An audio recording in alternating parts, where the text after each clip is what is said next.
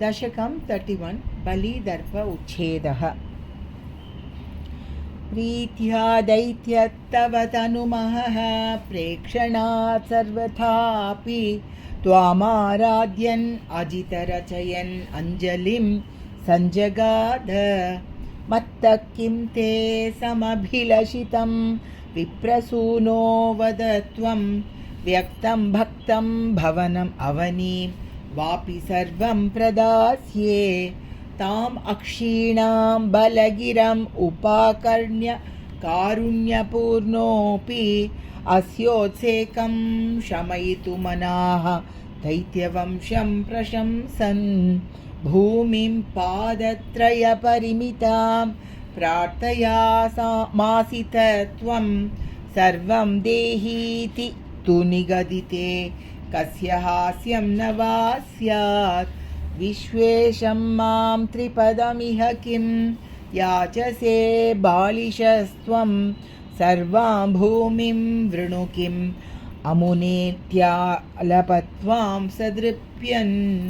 यस्माद्दर्पात् त्रिपदपरिपूर्त्य क्षमः क्षेपवादान् बन्धं चासौ अगमत् अतदर्होऽपि गाढोपशान्त्यै।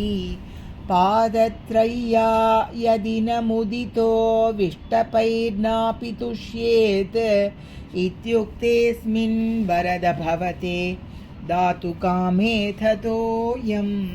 दैत्याचार्यस्तव खलु परीक्षार्थिन प्रेरणात्तं मामादेयं हरिरयमिति व्यक्तमेवाभभाषे।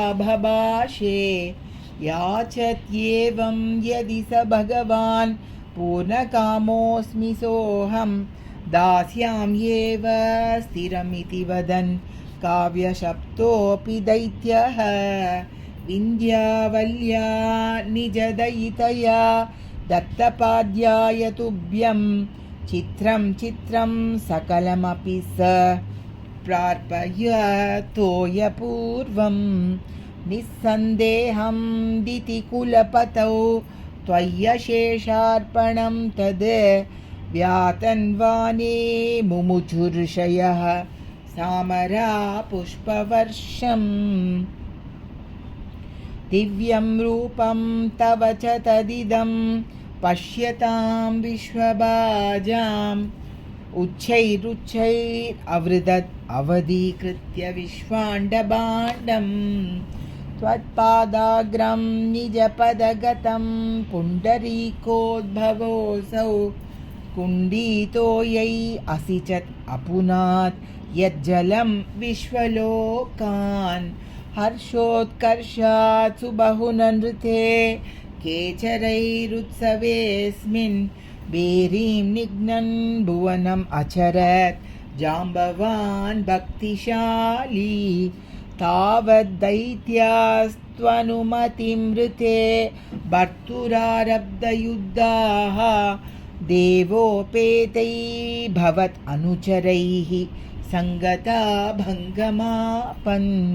कालात्मायं वसति पुरतो यद्वशात् प्राग्जिता स्मः किं वो युद्धै इति बलिगिरा तेथ पातालमापुः। पाशैर्बद्धं पतगपतिना दैत्यमुच्चैरवादीः तातीर्येकं दिश मम पदं किं न विश्वेश्वरोऽसि। पादं मूर्ध्ने प्रणय भगवन् इत्यकम्पं वदन्तं प्रह्लादस्तं स्वयमुपगतो मानयन् अस्तवीत्वां। दर्पोच्छित्यै विहितमखिलं दैत्यसिद्धोऽसि पुण्यैः लोकस्तेस्तु दिव्यविजयी वासवत्वं च पश्चात्। मत्सायुज्यं भज च पुनरित्यन्वगृह्णा बलिं तं विप्रैः सन्तानितमखवरः पाहि वातालयेश। श्रीकृष्ण शरणं मम गोपिका जीवनस्मरणं गोविन्द गोविन्द।